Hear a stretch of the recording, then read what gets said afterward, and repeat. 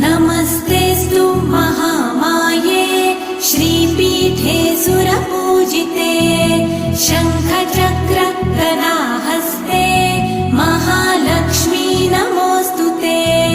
नमस्ते गरुडारूढे कोलासुरभयङ्करी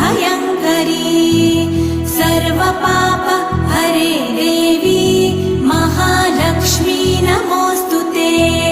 महादेव्यै च विद्महे विष्णुपत्न्यै च धीमहि तन्नो लक्ष्मी प्रचोदयात्।